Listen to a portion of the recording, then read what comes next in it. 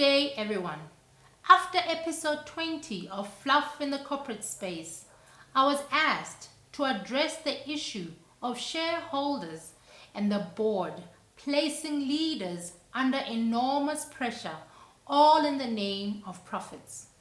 Therefore, I am calling today's episode Leading Under Pressure, a heart-centered approach for boards and shareholders. Welcome to Fluff in the Corporate Space by Saffron Conscious, the podcast where we unravel the often overlooked realities of corporate life and leadership. I'm your host, Mutsidisi Selendani, the Corporate Heart Guide.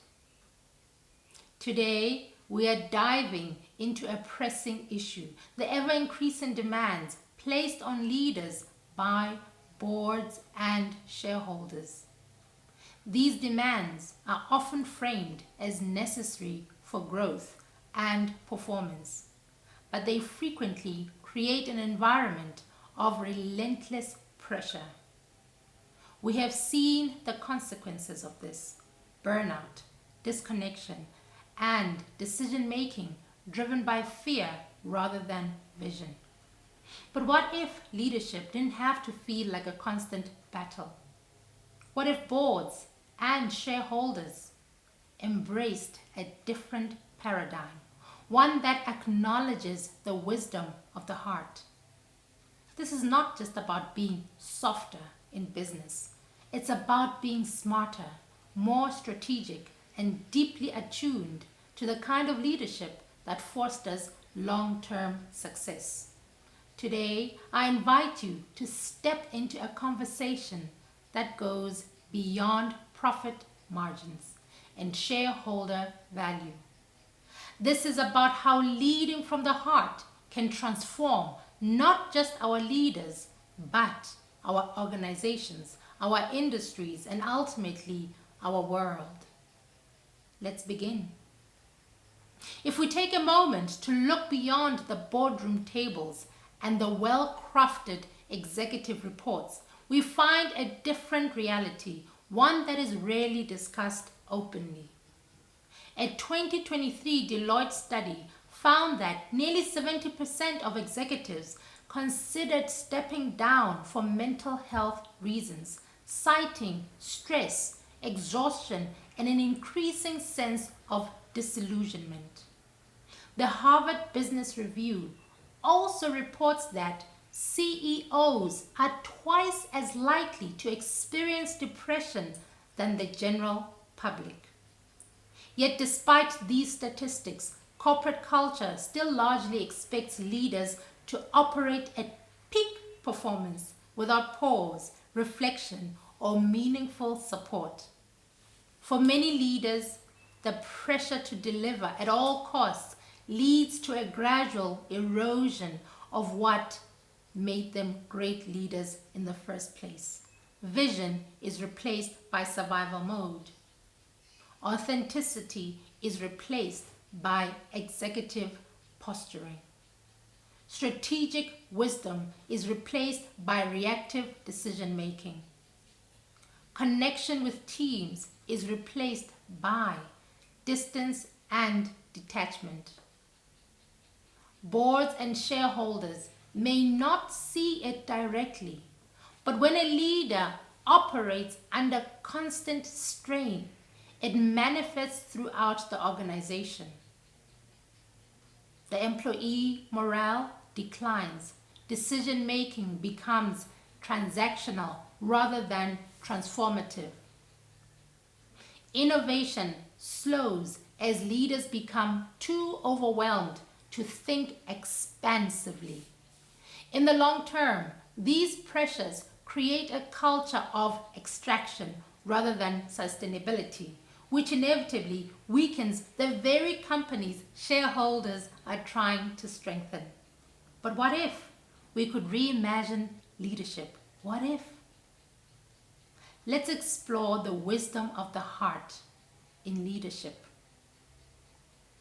When we speak about leading from the heart, we are not talking about emotional decision making or abandoning strategic thinking.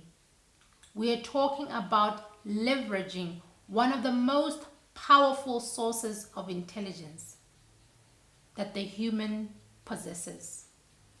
Modern neuroscience has shown that the heart has its own nervous system, a complex network of neurons that communicate with the brain. The heart sends more signals to the brain than the brain sends to the heart. These signals influence emotional processing, decision making, and even perception. Let's talk about a heart-centered leader. What do they look like? They lead with clarity rather than fear. They balance logic with intuition, allowing for both sharp business acumen and human-centered decision making. They know when to pause, ensuring decisions come from alignment rather than stress.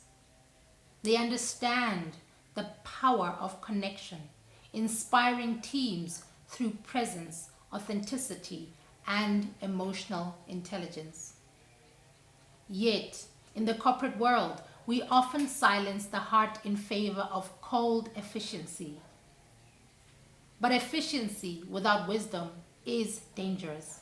It burns through leaders, through cultures, and people in pursuit of results that are ultimately unsustainable. If we truly want organizations to thrive, we must rethink how we engage with leadership. The board's role is to support and provide governance for the company. But often this role is reduced to an unrelenting focus on performance, metrics, sidelining the human element entirely. But here's the truth. A company's success is only as strong as the leader who drives it. Here's what needs to shift. 1. Redefine leadership strength.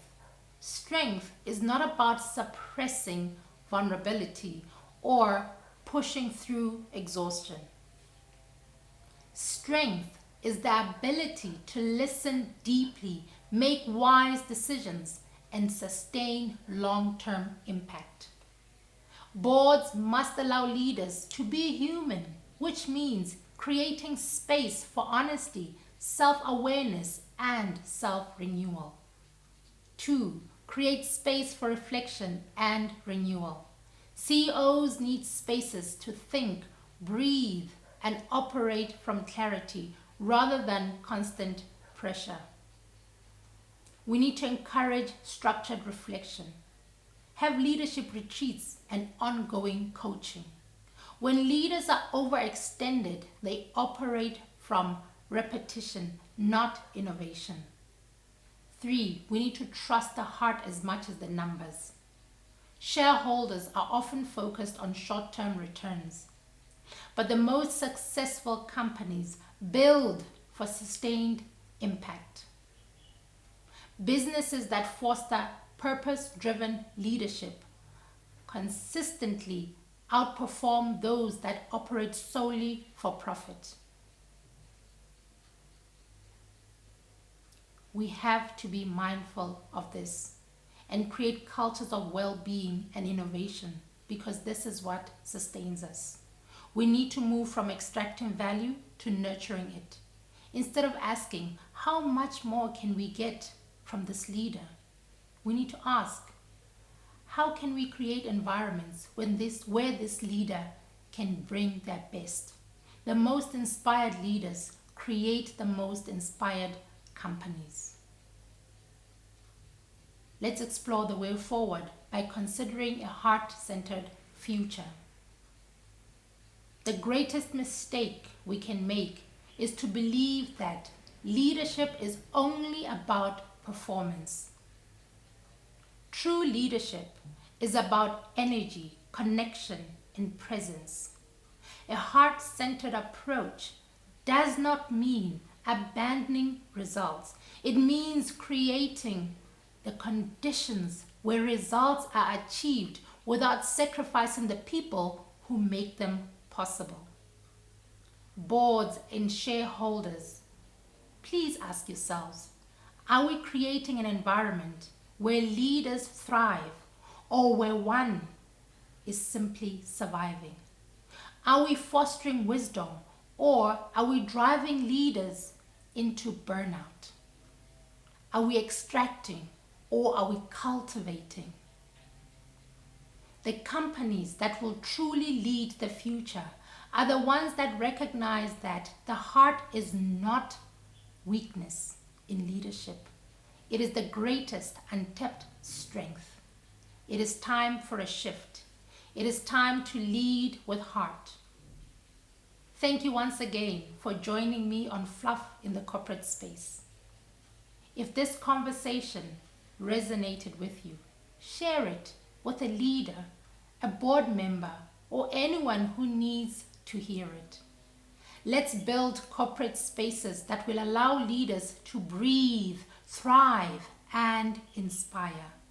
Until next time, take care. And remember, true leadership flows from the heart. I want to end by saying the heart is not just a place of emotion. It is a source of wisdom, resilience, and truth. And when we lead from the heart, we do not just guide, we inspire, we heal, and we transform. Remember, like water, flow with ease and gentleness, and let's continue navigating the currents of our own lives. Till next time, thank you.